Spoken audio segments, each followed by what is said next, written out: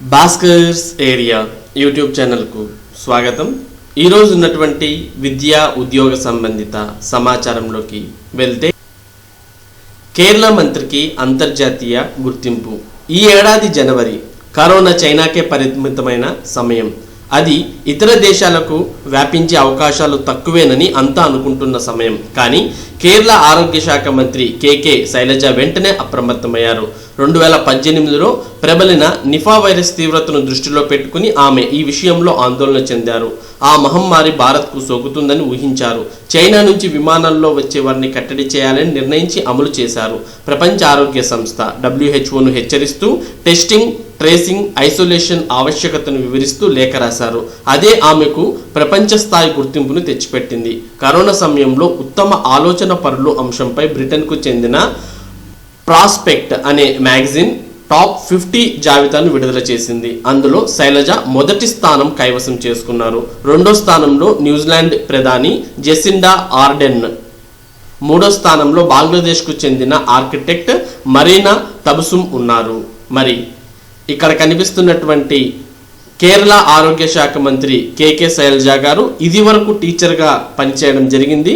అందరూ ఆమెను శైలజ టీచర్ అని పిలవడం జరుగుతుంది. మరి కేరళలో టీచర్కు ఆరోగ్య శాఖను ఇవ్వడం జరిగింది. వెబ్సైట్లో ICET hall tickets. MBA, MCA ప్రవేశాలకు నిర్వహించే ఐసెట్ హాల్ టికెట్స్ను వెబ్సైట్లో అందుబాటులో ఉంచినట్లు ఉమ్మడి ప్రవేశ పరీక్షల ప్రత్యేకాధికారి సుధీర్ రెడ్డి తెలిపారు.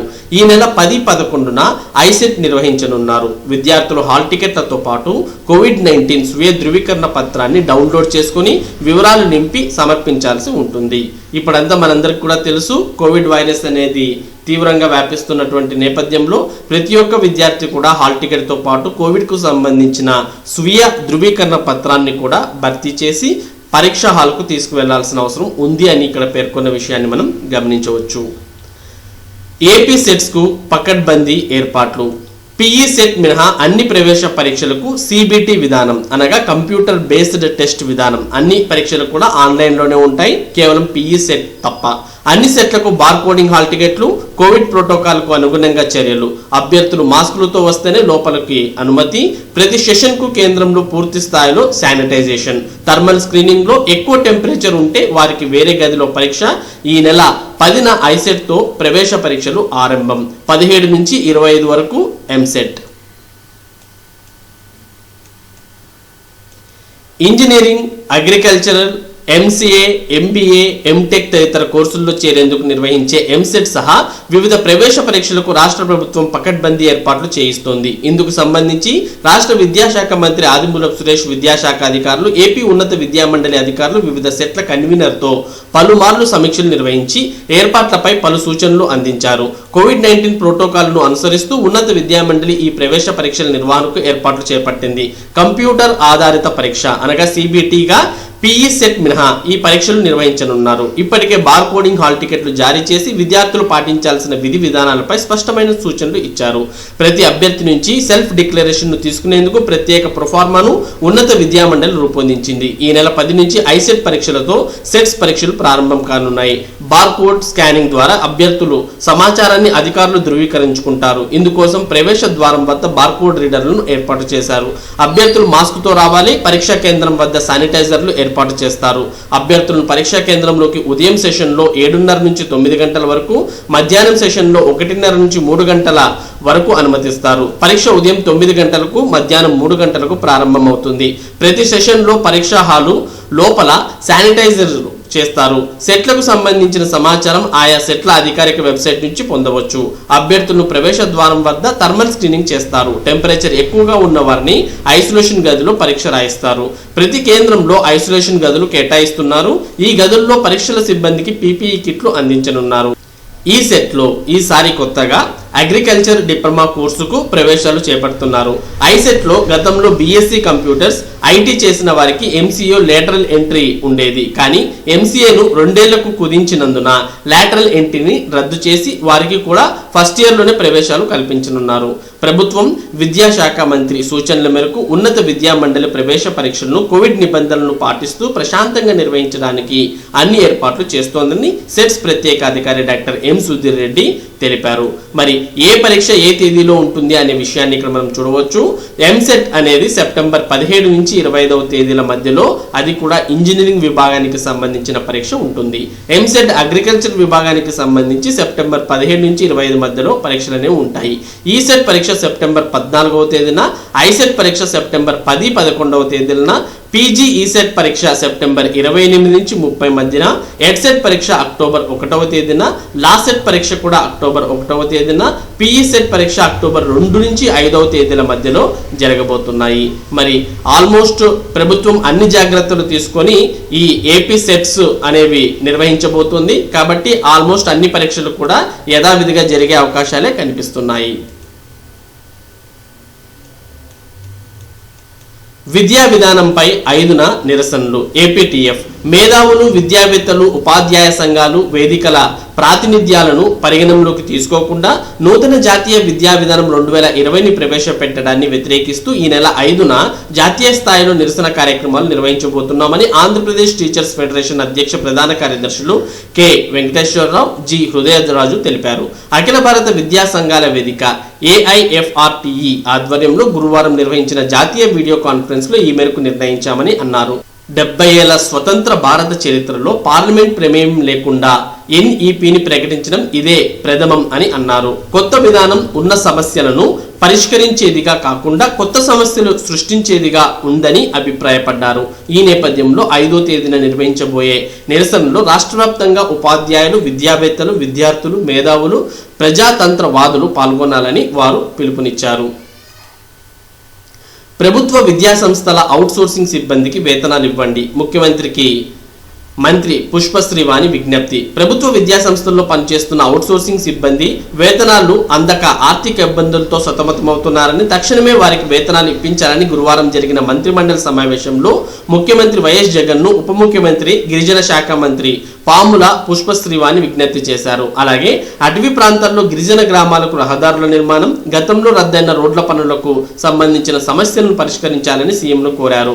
పనులను సమీక్షించి నవంబర్లో అనుమతులు ఇవ్వాలని నిర్ణయించామని సీఎం మంత్రికి చెప్పారు. అయితే మైదాన ప్రాంత పనులకు ఏజెన్సీ ప్రాంతానికి చెందిన పనులను ఒకేలా చూడకుండా ఏజెన్సీ ప్రాంతాల్లో పనులను ప్రత్యేకంగా అనుమతులు ఇవ్వాలని పుష్పశ్రీవాణి చేసిన వినతిని సీఎం అంగీకరించారు. ఏజెన్సీ ప్రాంతాల్లో గతంలో రద్దు చేసిన రహదారుల పనులకు మళ్లీ అనుమతులు ఇచ్చేలా చర్యలు తీసుకుంటామని సీఎం హామీ ఇచ్చారు. సమస్యలన్నిటిపై సీఎం సానుకూలంగా స్పందిస్తూ అన్ని సమస్యల పరిష్కారానికి చర్యలు తీసుకోవాలని సంబంధిత అధికారులను ఆదేశించారు. తాను లేవనెత్తిన సమస్యలపై సానుకూలంగా స్పందించడంతో ముఖ్యమంత్రికి మంత్రి పుష్పశ్రీవాణి కృతజ్ఞతలు తెలిపారు. తొలి రోజు బీటెక్ పరీక్షలకు 97.7% హాజరు. జవహర్లాల్ నెహ్రూ సాంకేతిక విశ్వవిద్యాలయం పరిధిలో అనంతపురం, కర్నూలు, కడప, చిత్తూరు, నెల్లూరు జిల్లాల్లో అనుబంధ కళాశాలల్లో కరోనా నిబంధనలు అనుసరిస్తూ బీటెక్ ఫైనల్ ఇయర్ విద్యార్థులకు గురువారం ECE, EEE విభాగాల విద్యార్థులకు పరీక్షలు నిర్వహించారు. తొలి రోజు పరీక్షకు 97.7% మంది విద్యార్థులు హాజరైనట్లు పరీక్షల విభాగాధిపతి ఆచార్య సి శశిధర్ తెలిపారు. 7.699 మంది విద్యార్థులు రిజిస్ట్రేషన్ చేసుకోగా 7.522 విద్యార్థులు పరీక్షకు హాజరు కాగా 177 మంది గైహాజరైనట్లు పేర్కొన్నారు. ఇంగ్లీష్ మీడియం కేసులో స్టేకు సుప్రీం నిరాకరణ. విచారణ 3 వారాలు వాయిదా. ప్రతివాదులకు నోటీసులు. సుప్రీంకోర్టులో ఆంధ్రప్రదేశ్ రాష్ట్ర ప్రభుత్వానికి నిరాశ ఎదురైంది. ఇంగ్లీష్ మీడియంలో విద్యా బోధన వివాదంపై రాష్ట్ర హైకోర్టు తీర్పును సవాల్ చేస్తూ రాష్ట్ర ప్రభుత్వం దాఖలు చేసిన పిటిషన్పై విచారణ చేపట్టేందుకు అంగీకరించిన సుప్రీంకోర్టు హైకోర్టు తీర్పును స్టే ఇచ్చేందుకు మాత్రం నిరాకరించింది. కేసులోని ప్రతివాదులకు కౌంటర్లు దాఖలు చేయడానికి అవకాశం కల్పిస్తూ విచారణ 3 వారాలకు వాయిదా వేసింది. తదుపరి విచారణ సెప్టెంబర్ 25న జరగనుంది. కేసు పూర్వాపరాల్లోకి వెళ్తే ప్రభుత్వ పాఠశాలల్లో ఇంగ్లీష్ మీడియం విద్యను తప్పనిసరి చేస్తూ ఆంధ్రప్రదేశ్ రాష్ట్ర ప్రభుత్వం జారీ చేసిన జీవో 85పై హైకోర్టు స్టే విధించిన విషయం తెలిసిందే.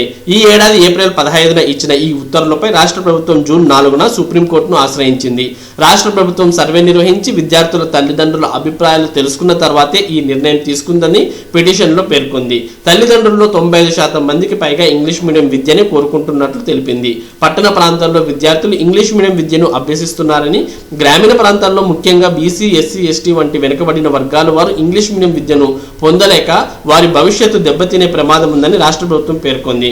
అన్ని అంశాలను పరిగణనలోకి తీసుకునే ఈ నిర్ణయం తీసుకున్నట్లు వెల్లడించింది. రాష్ట్ర ప్రభుత్వ పిటిషన్పై గురువారం జస్టిస్ డివై చంద్రచూడ్, జస్టిస్ ఇందు మల్హోత్రా, జస్టిస్ కెఎం జోసెఫ్ నేతృత్వంలోని సుప్రీంకోర్టు ధర్మాసనం విచారణ చేపట్టింది. రాష్ట్ర ప్రభుత్వం తరపున సీనియర్ న్యాయవాది కేవి విశ్వనాథన్ వాదనలు వినిపించగా, కేవియట్ ద్వారా ప్రతివాదులుగా చేరిన వ్యక్తుల తరపున సీనియర్ న్యాయవాది గోపాల్ శంకర్ నారాయణ్ వాదనలు వినిపించారు. రాష్ట్రంలోని పేద, బడుగు, బలహీన వర్గాల ప్రజలకు ఇంగ్లీష్ మీడియం విద్యను అందించాలనుకోవడం పురోగతిని సూచించే అభ్యుదయ నిర్ణయమని విశ్వనాథన్ అన్నారు. ఇంగ్లీష్ మీడియం విద్యను అందించడం తప్పేమీ కాదని తెలిపారు. ఈ సందర్భంగా జస్టిస్ చంద్రచూడ్ జోక్యం చేసుకుంటూ, విద్యా హక్కు చట్టంలోని సెక్షన్ 29(2)(f) ప్రకారం సాధ్యమైనంత వరకు మాతృభాషలోనే విద్యాబోధన అందించాలని ఉందని, రాష్ట్ర హైకోర్టు ఆ నిబంధనను పరిగణనలోకి తీసుకున్నట్టు కనిపిస్తోందని వ్యాఖ్యానించారు. అయితే సాధ్యమైనంత వరకు అంటే తప్పనిసరిగా అని కాదని, మాతృభాషలోనే బోధన తప్పనిసరి అని విద్యా హక్కు చట్టంలో ఎక్కడా లేదని ఏపీ ప్రభుత్వం తరపున వాదించిన విశ్వనాథన్ తెలిపారు.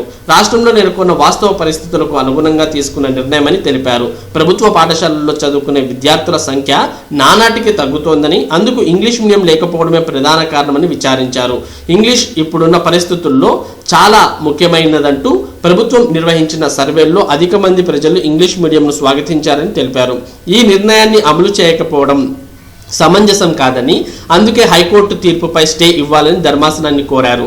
ఈ సందర్భంగా ప్రతివాదుల తరపున శంకర్ నారాయణ్ వాదనలు వినిపిస్తూ, విద్యార్థుల బోధనా మాధ్యమాన్ని ఎంచుకునే స్వేచ్ఛ లేకుండా చేయడం సరికాదని, తాము దాన్నే ప్రశ్నిస్తున్నామని తెలిపారు. రాష్ట్రంలో తెలుగు మీడియం స్కూళ్లన్నీ ఇంగ్లీష్ మీడియంగా మారుతున్నాయని, నిజానికి రాజ్యాంగ ప్రభుత్వం మాతృభాషను ప్రభుత్వాలే ప్రోత్సహించాల్సిన అవసరం ఉందని తెలిపారు. అందుకే ఈ అంశంపై స్టే ఇవ్వడం సరికాదని వాదించారు. ఈ వాదనపై ధర్మాసనం స్పందిస్తూ, ప్రతివాదులు కౌంటర్ దాఖలు చేయడానికి అనుమతి ఇస్తూ హైకోర్టు తీర్పుపై స్టే ఇవ్వలేమని తేల్చి చెప్పింది. స్టే ఇవ్వకపోతే సరిదిద్దలేనంత నష్టం వాటిల్లుతుందని విశ్వనాథన్ అన్నారు. దీంతో వెంటనే జోక్యం చేసుకున్న గోపాల్ శంకర్ నారాయణ్ ఎలాంటి నష్టం వాటిల్లుతుందో చెప్పాలని అన్నారు. దీనిపై స్పందిస్తూ, ఒక తరం పూర్తిగా నష్టపోతుందని, మీరు మాట్లాడినంత సులభంగా సామాన్య ప్రజలు ఇంగ్లీష్ మాట్లాడలేరని వ్యాఖ్యానించారు.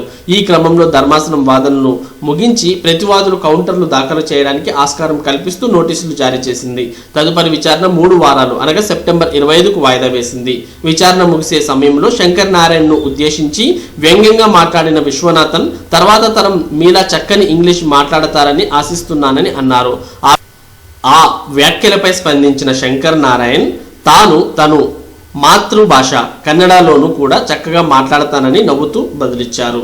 మరి ఇవి ఈరోజు ఉన్నటువంటి విద్యా ఉద్యోగ సంబంధిత సమాచారం. ఇటువంటి ముఖ్యమైన సమాచారాన్ని భాస్కర్స్ ఏరియా ప్రతిరోజు మీకు అందించడం జరుగుతుంది.